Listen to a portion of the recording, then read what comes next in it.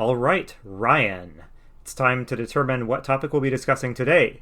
Go ahead and take your trusty D10 and roll on the table of topics. Roll what?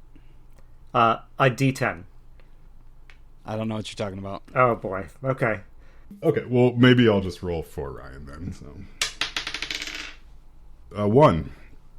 Okay, you rolled a 1. Okay, probably not going to be good. Let me check the table of topics. I think there might be something wrong with the table of topics because a roll of 1 means we'll be discussing sports. That I know.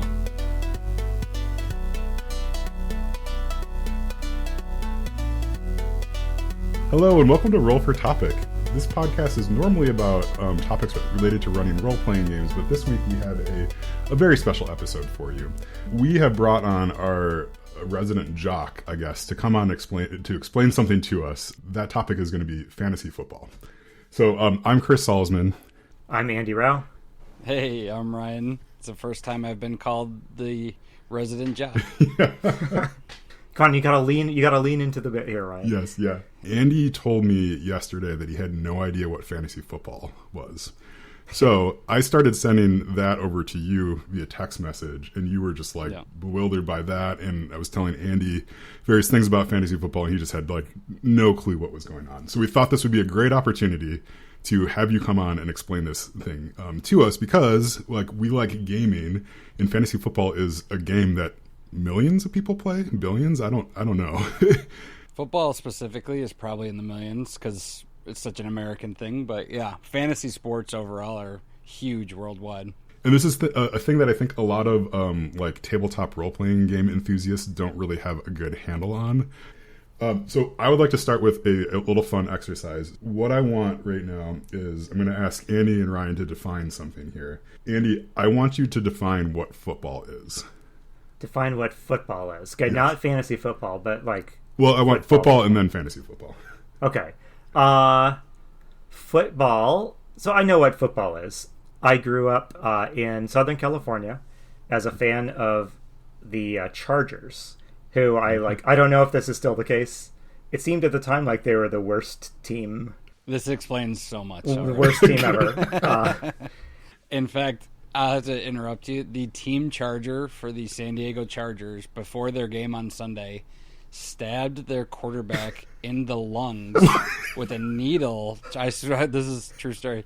Trying to inject his ribs with pain medication, and he had to go to the hospital. He punctured his lung in San Diego. So this is unsurprising, the San Diego Chargers background, why you would have fallen off the football wagon very quickly. Well, even I know that is not a thing that is supposed to happen in a football game, right?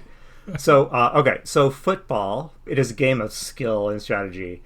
They line up in a strategic way somehow, and one team picks a set of moves that they're going to do when the play begins. And then if the defending team picks the right countering move, then they stop the offensive team from making any progress. Is that how accurate is that? That's very good. Okay. How much of that do you know from playing Madden 94? So I know 100% of that from playing Tecmo Super Bowl. Okay. Yeah, on the old Nintendo Entertainment System. Okay. Actually, so since we're bearing our souls about our relationship to football in this podcast, apparently. Until that time that I played Tecmo Super Bowl, I had no idea that there was strategy involved in football. When I was a kid, I just assumed that someone blew someone started the play, and then everyone just sprinted as in any direction they could, and then the quarterback just tried to look for someone who was open and chucked the ball at them. That's what the Chargers did. Yeah, you can see it's all making sense. But then I played Tecmo Super Bowl, and in that game, I have to imagine it's a very crude football simulator, but you have to pick which set of moves you're going to do each play, and my mind was totally blown by that. Then my mind also stopped learning any new football-related facts at that point. Yeah. Okay. All right. So let's switch over to Ryan here. So Ryan, what is Dungeons and Dragons? Wow, I'm going to sound way worse than his knowledge on football. Dungeons and Dragons, and like I'm on the hot seat here because these are Dungeons and Dragons fans that I'm going to make myself a fool in front of, but is a board game that a lot of people play continuously. So it's not like Monopoly where it's just, you kind of sit down and it's over. I believe the die has the dice. I don't know if there's either 18 dice or there's one giant dice with 18 things on it. Yeah. This is already my favorite episode of the podcast, just so you guys know. I am going to get eviscerated on this. That's great. It's kind of fantasy based, Dungeons, Dragons, ghouls, wizards. Nerd stuff. Nerd stuff, yeah. Like Risk without the fighting. My brothers-in-law play, and we were with them, and they were on a Zoom call doing it because of COVID, having a riot, laughing. So it didn't seem very competitive. It was very certainly storytelling, but collaborative, I think is probably the right word. So yeah, that's interesting that came across. Would you, having seen them play a little bit, does it hold any sort of sway over you? Would you ever play Dungeons and Dragons? I am the worst person to ask to play a board game. To get me to sit down and play a board game is next to impossible. There's a couple of games that I've been coerced into after watching, more like party, like Secret Hitler and the pumpkin spice of board games. I have dabbled in barely, but I'm always up for anything. It seems they play every Friday for hours and hours on end. Like that's a level of commitment that I'm currently busy with fantasy football. I don't have enough room in my life for another hobby, but I'm always down to try something new. Yeah. All right. Well, thank you two very much. This was very illuminating. I think gives us a good sort of baseline for what we're walking into here. I think.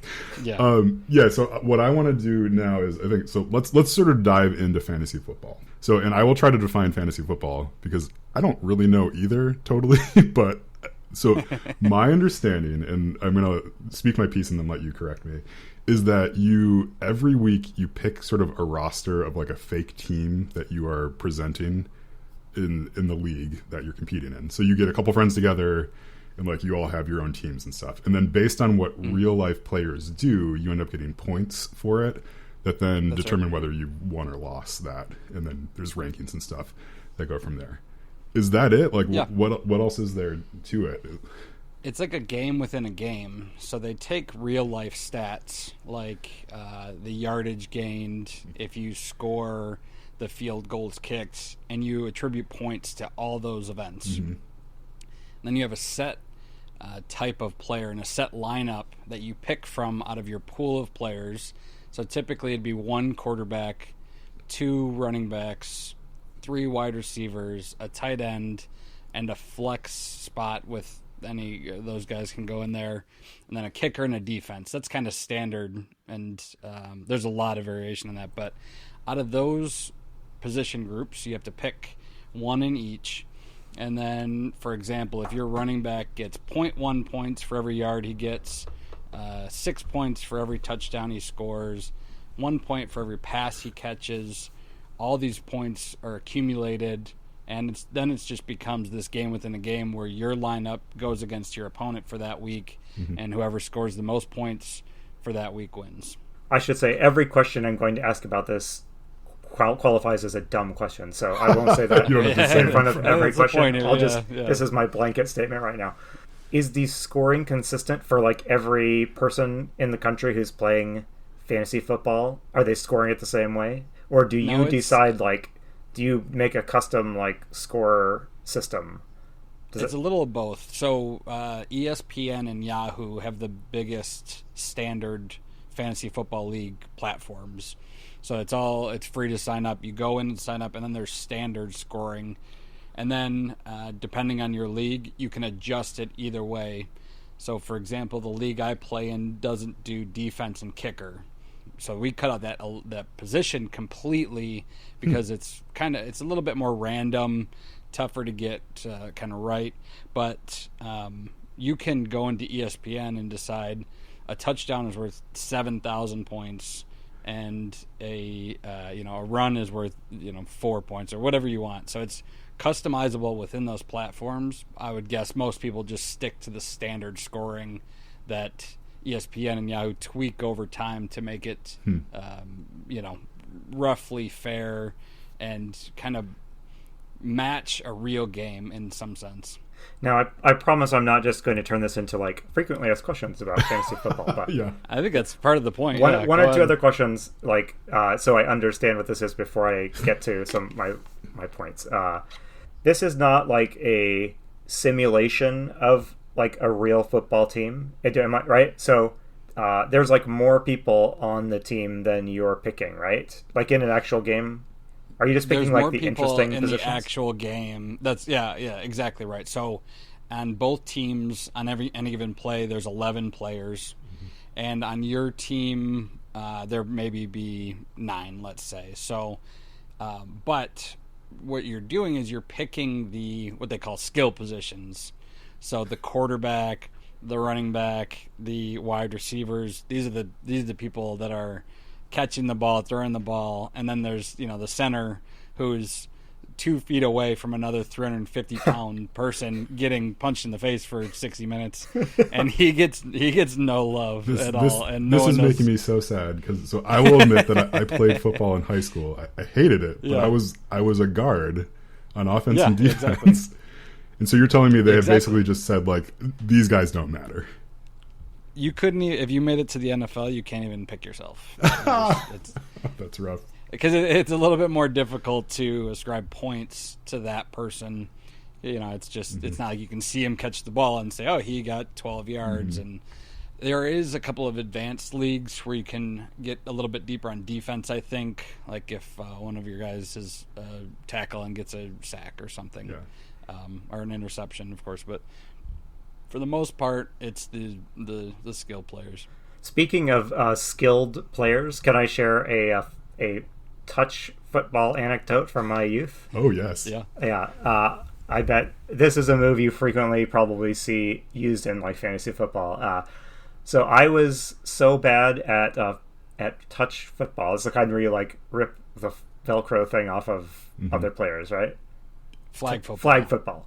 Yeah. I was so bad at it that I never accomplished anything for my team.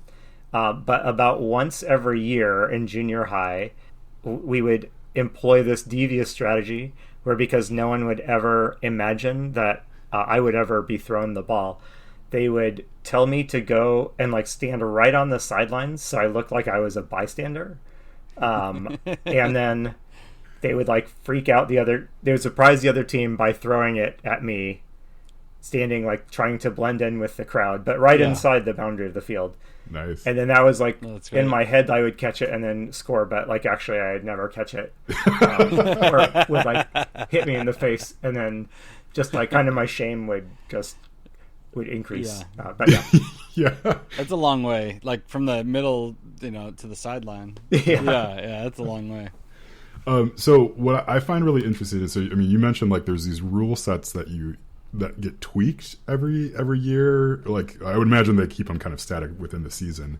Do they ever do sort of big shifts in like what the rules are? Is like 2015 they decided that like, oh, kickers are worth 10,000 points this year. Will they ever do stuff like that, or is it always a little stuff?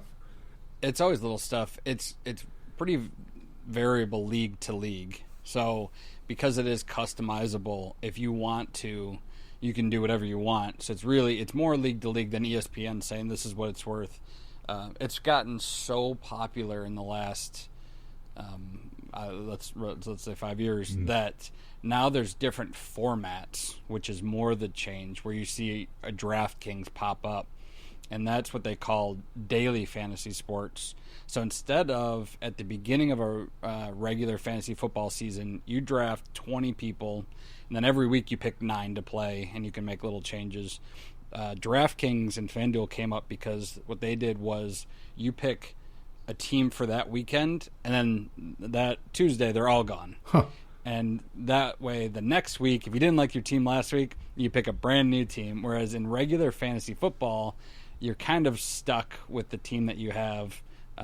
There's certainly, you can trade and drop and pick up players depending on injuries and all this stuff. But the biggest changes have come in the format of fantasy football, and it's probably too long to go into all of them. There's probably 7 or so different types of league formats that are just wildly different than from what I even explained. So when Chris and I started talking about this, and Chris started sending me some like links to look at like the sports stats that I guess you use when making your choices in fantasy football. And a couple things hit me. One is just seeing all these stats like this, it reminds me of nothing more than like a complicated role-playing game, of which I have many.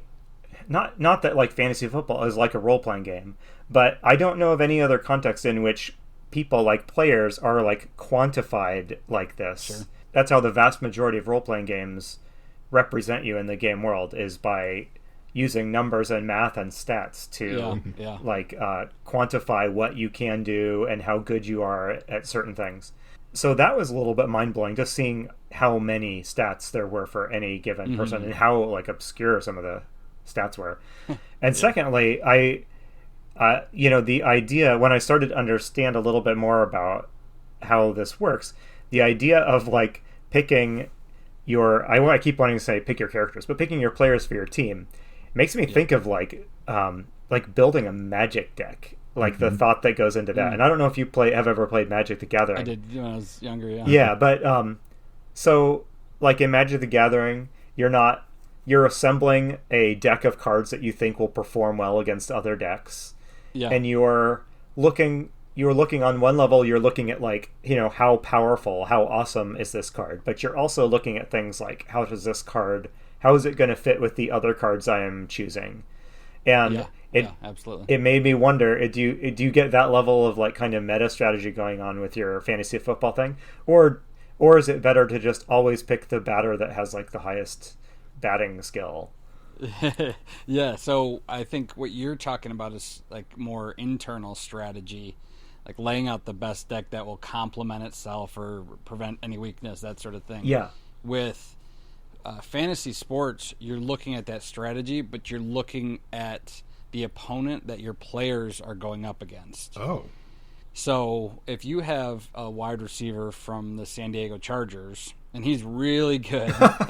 This is fictional, of course. Okay. That's a bird. They do actually have a fantastic wide receiver, but if you have a really good wide receiver, and but he's going up against the best defense in the actual game, you might be willing to pick a lesser player because the defense that they're going up against is worse.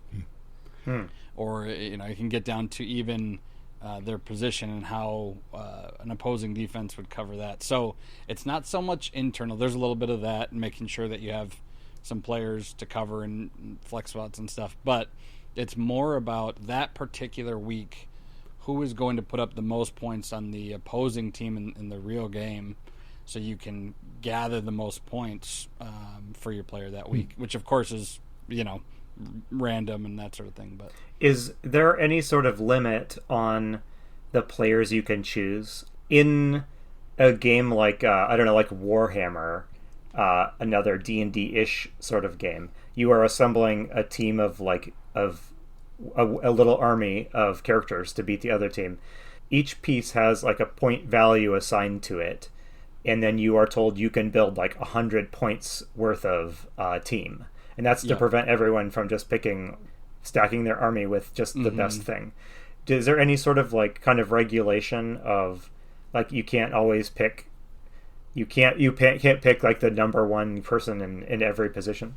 So what you're kind of talking about is more of like a daily fantasy DraftKings thing, where each weekend you have a budget, and then the better players have more budget, so you have to be within a $50,000. Oh, got it. A typical, like what you're talking about, a standard fantasy football league, what that is you have a draft.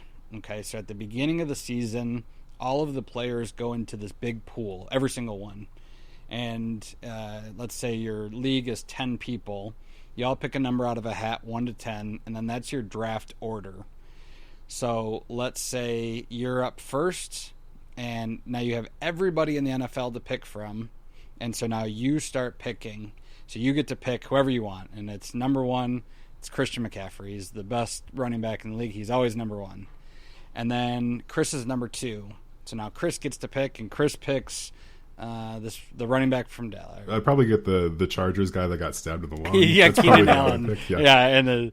And so you fill your teams that way. So it goes 1 to 10, and then in order to keep it fair, it goes 10 to 1. They call it snake, because if you have the first pick, it's such a big important thing that now you don't get anything until the 20th pick. So that's how you fill out your team, and then there's only so many slots you can fill. Usually, let's say it's 20. Yeah, so you're capped at holding those 20, but you wouldn't typically have the same player as somebody else because you drafted him. He's yours, and if you really want the Chargers wide receiver, you can trade Chris for different assets and different players. This is fascinating because, like, so much of what you're describing, I feel like pops up in board game mechanics and even in like role playing game mechanics and stuff like that. Yeah, drafting and stuff like that. Like Magic even has a format that a lot of people play that's like a drafting format too, where you're handing a stack of cards around the table and drawing stuff like that. It makes me wonder how those mechanics sort of evolved and like where did they come from, like, and how much game designers are secretly going and doing sports stuff and drawing back into. Absolutely. I think so much. I think and don't quote me on this, but the start of fantasy was when baseball statisticians started really dialing in on the statistics of baseball. There's a famous name I can't remember, but he was the guy that said to his friends, like, the stats are in the newspaper, you get X amount of points for a hit, and then they just manually tallied it by hand because you get the newspaper, and of course there's no like ESPN platform to turn to, and it was just like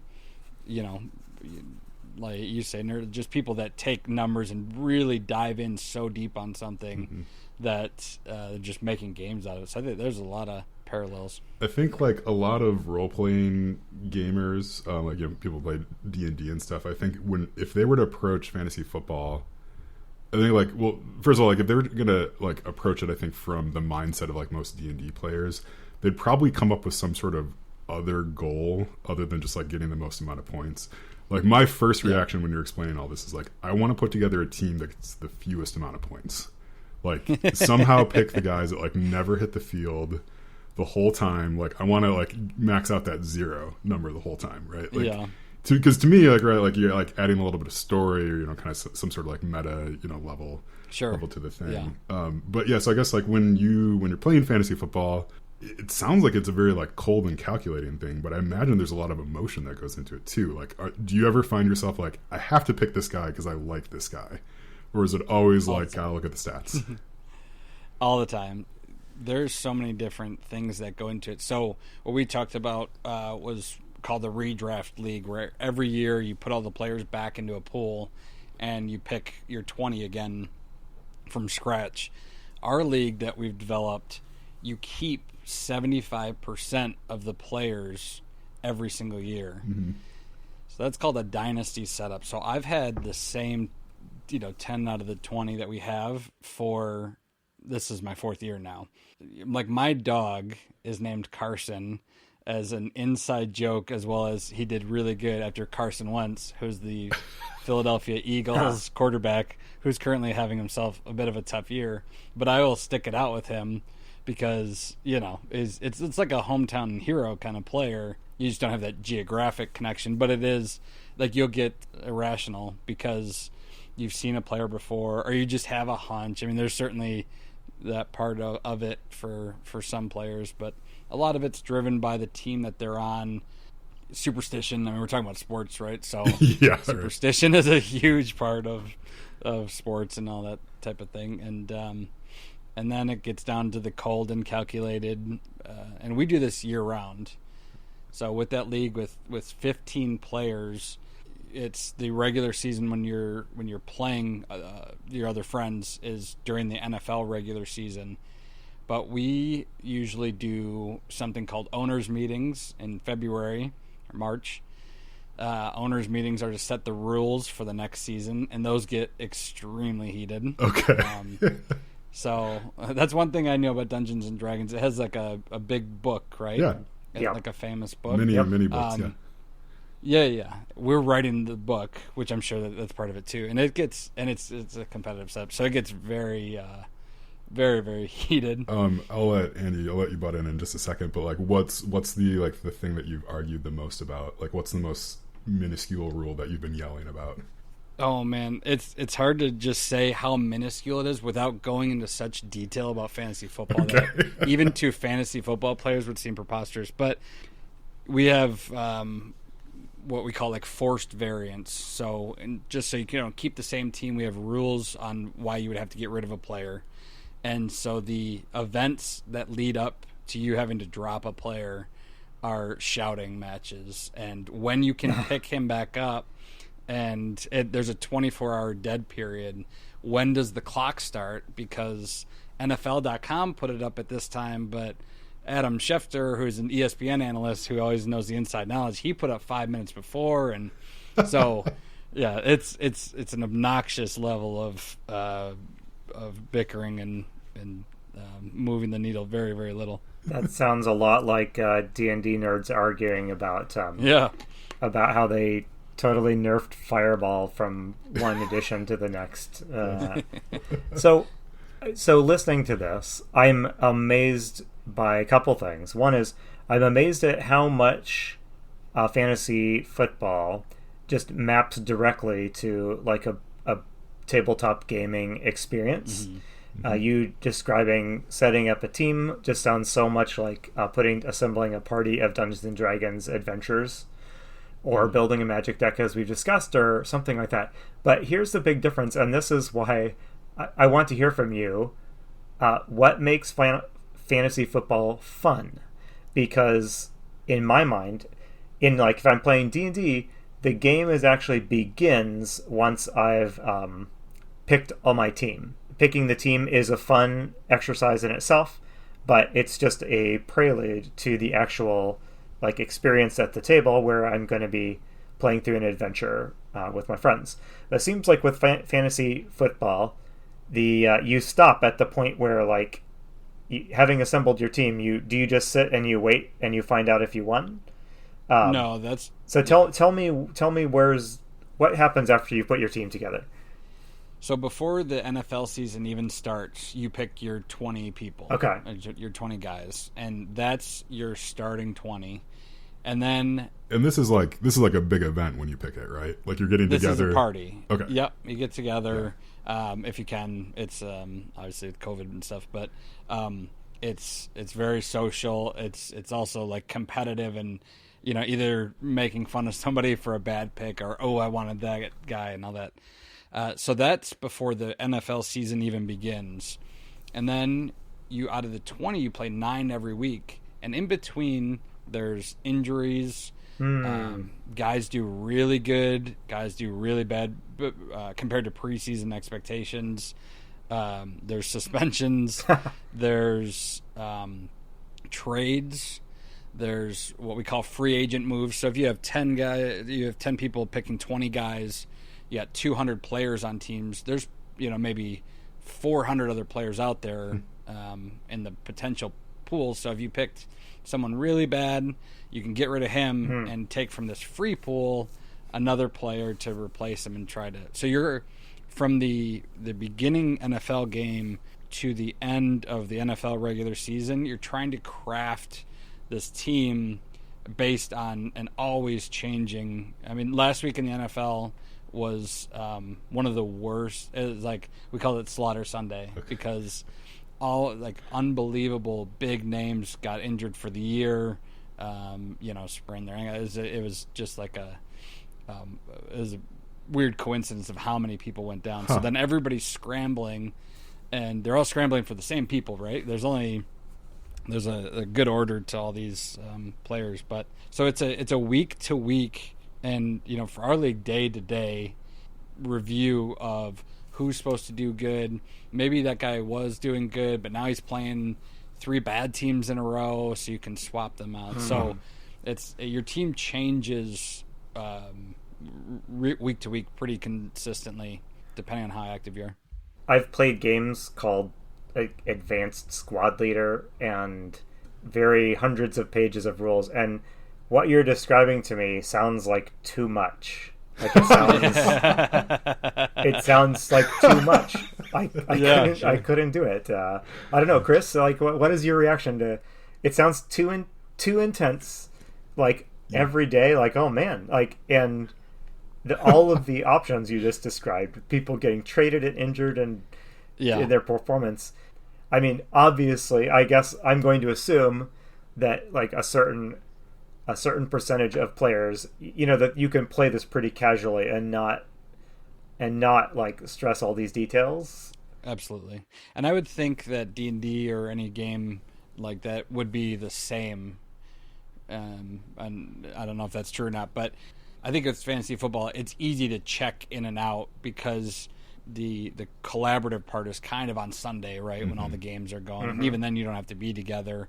But I think there's probably kind of some variance into how intense you could take a D&D quest. Is that right? Yeah, that's good. Yeah. Look at that. Yeah. It's coming back. But, yeah. So I would say the average player, you check it on Wednesday and you see what's been going on.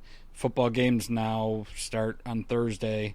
There's Thursday, Sunday, Monday. So the average person probably checks once a week or maybe twice a week. Our league in particular is very just competitive. It's kind of what our friend group is not revolves around, but it's we have a Discord even, which is instead of using SMS, of course, no, but we used to use WhatsApp, and now it's on Discord because we're always putting up sharing different things and like trying to trick people into stuff. So it's a little bit more intense, I think, than the average. But if you haven't played, I think you can certainly do it easily once a week type thing. I mean, it just seems like there's this huge amount of strategy and information that you're taking in all the time to make these decisions. I mean, it's kind of admirable. It also makes me laugh that you're using Discord, which was developed for video gamers, and now now the jocks are coming in on that. There seem to be so many points of connection between tabletop gaming and fantasy football. It's funny to me that they live in such different worlds. And I know that there's this kind of hoary old, nerds versus jocks stereotype, but I haven't found that really describes real life people very much. No. But it's fantasy football you're describing is a deeply nerdy experience that is very similar to the nerdiness that goes into Dungeons and Dragons. That surprises me in a number of ways, but one of them is quite simply, I'm genuinely curious why there is not like a fantasy football inspired board game or role-playing game. Yeah. There's role-playing games and board games about all sorts of stuff, and I know I have occasionally through the years you'll see some sort of a sports themed game, but why do you think that Hasbro's number one selling game isn't like fantasy football, the board game? Yeah, I think there's definitely a lot of crossovers. I think part of the fun of fantasy football is watching it, right? My brothers-in-law that play, my one brother-in-law and his wife, they both play fantasy football and host the big game night every Friday. And so they do both. I think, like you said, it's more stereotypical that there's not a crossover, where there probably is a tremendous amount of people that are, if not doing both, would be interested in both because of the similarities. I personally like, footballs into different levels, with college and the NFL being extremely separated. And I happen to like college a lot more. A lot of people like the NFL, so watching that is part of the reason that I do it. It's just for fun. But yeah, I don't know why Hasbro, I think it's it's probably just not something that's known, or I know like Chris probably got a lot of his current NFL news from me. Oh yeah, just by working together, and you also don't play. So, yeah, I don't know. I think it would be a smash hit, I would imagine. There's something that like a tabletop, like a board game or something version of fantasy football wouldn't be able to do, is give it this connection to a live, real thing that is unfolding unpredictably each week, right? Because like you could do, like, if you had enough time and energy, you could create a fantasy football game where you assemble your team and stuff like that, and then you like roll a bunch of dice the way you would in D&D to find out how each of your players does. And you could just do that indefinitely, but that doesn't, when I say that, it doesn't sound nearly as fun as like, as, you know, it's the same thing kind of, but there's something magical about the fact that this is like a fantasy game that's tied to like this real world thing. Like, what do you think about that? Would you play like a generic, like not tied to real life sports version of this, or not at all? I don't think so, because, and again, I shouldn't even say what I think the structure of D&D or any of these games are, but what you're doing in that is something that's not real, right? It's you're going on like this quest, and it's like this epic thing, but it's not like we're going to the grocery store and we're going to make a game about it. It's like you're doing these incredible storylines, whereas with fantasy football, it's something that's pretty mundane, right? It's just a football game, but also that's the excitement about it. It's like you're recreating, but taking away the excitement of a live football game with, there used to be fans and the players actually doing it. So I don't know enough really about the tabletop games to say why, but I think what you're doing is that you're almost recreating what it's already doing, which is you're ascribing rules to this kind of random event. And so that's where the parallels are. Instead of, if you had a fantasy football board game, it might be like ascribing rules to this event, to an event, to almost like, just putting in layers. But like I said, I think it'd probably be huge. It's really like, like Andy, I think you were basically saying this, but like having it tied to a real life event, like it's this random jump number generator that you just cannot replicate with dice. Right, like like going into, like, there's no way you would like roll for everybody getting COVID or not that week, right? Or like, sure, the coach gets COVID, and then what happens to the team? Like all sorts of these things can happen, with that, or like, the doctor stabs the guy in the lung. Those sorts of things are just like, they're so out there that there's no way a game, like a board game or even a tabletop game, would really encompass all of it. And also on the other side, it's probably a lot more predictable than a tabletop. Like a really good team, is a really good team, and they're probably going to do that. Yeah. So it's like this barbell thing where on each end it's more predictable. It's and I think it kind of touches on what you said before, which is there's this like divide between these two things that fantasy football probably allows people to be playing sports D&D. And make it like it's just this huge thing, and because sports are so widespread, and somebody to play fantasy football that would probably never even consider D&D, and that's probably why they haven't touched it. They're making money on each side. Yeah, there's that. A type of game that has a kind of strange connection to the fantasy football is like historical wargaming. So I don't know how familiar either of you guys are, but I'm talking about games that try to reproduce in extreme detail, like particular like historical military campaigns. So like a game about the Battle of the Bulge will model in extremely meticulous detail the real world like forces and generals and things like that were at the Battle of the Bulge, and assign them stats somewhat largely based on their real world capabilities and weaknesses. And so I was just trying to think if there are other games like that just try to take real life, measures and gamify them in such a direct way. Of course, with like a historical war game, you can't, it would be ghoulish and also really impractical to be, wargaming out some sort of conflict while it was happening. So it needs to be something that's far enough in the past that like you can accurately evaluate every, the stats of everybody involved and see how it played out. But I don't know. I feel like there's the part of me that likes historical war games like that kind of twinges with a little excitement at the idea of just like modeling all these real world players in game form. Yeah, and it's if it was acceptable, like if you had a simulation machine where you could run a war with like and just watch it, right? So it'd be like if you could pick the Battle of the Bulge, and it's like a video game, but it's not. It's you're sitting there watching the Battle of the Bulge, and without guilt, you're able to just be like, I bet you that he is gonna slice that guy's head off. And like, all right, if he defends, you get 3 points, and I'll take 6 if he does. So I think humans are always interested in this type of gamification, and you look at even video games and going back to gladiators. Somebody was sitting in Rome and just like, all right, like I've got this guy and this guy and this guy, and you get the tiger, and tiger. We'll put 5 seashells on it, whatever they used. So for sure, I do think there's it's just ingrained in us to be able to look at these events and make a game out of them, just like anything.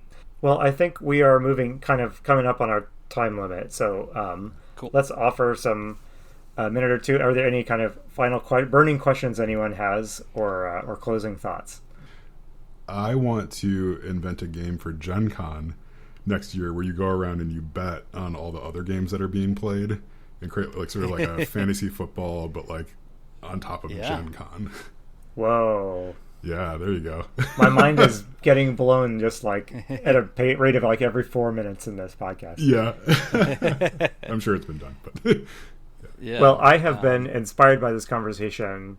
I know I learned this week, in fact, that there are like video games that like are somewhat like this, in that I always assumed that like if it was like a sports video game, you were like playing the sport, but I've just learned that there are games where you are like managing your team roster and things like that. And I assume that involves a lot of like fiddling with the same types of stats you do in fantasy football. So I'm like legitimately intrigued to go like just check out this corner of video gaming that I have avoided one entire life. There's an old one that I think EA used to make that was a kind of a corollary to Madden, where you were just a football coach. Okay. And then there's a huge game that I believe EA also owns, where it's soccer, so it's really big internationally. And I don't think you can play. It's what you're saying, where you're just stacking a roster and you're trading and you're you got to re-sign and all this type of stuff. But there's no actual gameplay in terms of you're kicking the ball or anything. Do you want to? Can you name like a game that I should check out, or a franchise game? I think it's called Football Manager. Okay. That's the soccer one, I believe. If you do a little digging, the American football one is a little older. It might be tougher to track down. But I think if anything from this, if anyone's listening to this, I would encourage them. You can go to DraftKings or FanDuel. This sounds like a ad read. Yeah, it does. This is good. You can go to DraftKings and FanDuel. I think there's some free, maybe like $1, $5, and you can pick a fantasy football lineup, and the points, everything are right there. You don't have to do like a season-long thing. You don't have to do like 4 years. You can just pick all like the players you've heard of or the teams you like, and then on the app throughout the week, you can see how the points accrue. You can see your standings. So it's easy to wade dip your toe in and just see what it looks like and get your name, get the players' names familiarized and that sort of thing. It's worth trying. I think if you're interested in looking at data and looking at stats and trying to build something in, it's such a huge industry that nowadays you can dive in on one Sunday just to see if it's interesting. And then the games are always on Fox and CBS. In fact, I'll end with there's what's called the Red Zone channel, and the NFL owns a TV channel, and all they do for 7 straight hours, no commercials, is show the teams with the games where they're about to score. And Okay. the guy that runs it is famous. He's never urinated during a broadcast. So I think 15 years, 7 or 8 hour days. You should see a doctor. He might not be okay, but it's nonstop. Okay. And so you can turn on Red Zone, watch how your players are doing. You can watch on the app, but it's easy to jump in and just to see what it looks like.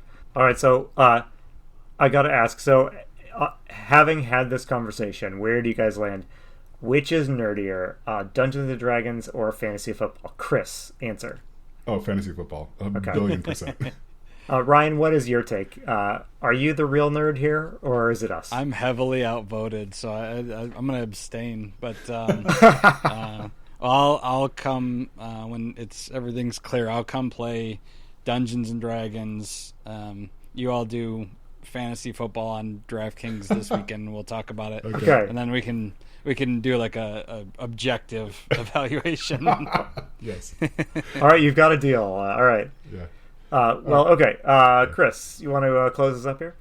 Yeah, thank you, Ryan. This was fantastic. I really appreciate you coming on. To all of our listeners, I hope this wasn't too much of a weird special episode, but I think it was quite a bit of fun. You can direct any of your football commentary or questions over to Ryan. I will not be able to answer them. Andy clearly will not be able to answer them either. No, you should address your football questions to me and your D&D questions to Ryan and see what happens. Yes, yeah. All right, yeah, well, thank you again, Ryan. Really appreciate it. I've been Chris Salzman. Yeah, thanks. I've been Andy Rao. Remember, if your players are having fun, you're a great GM. And if they're playing fantasy football, you're probably a great GM too. Commissioner. Yeah.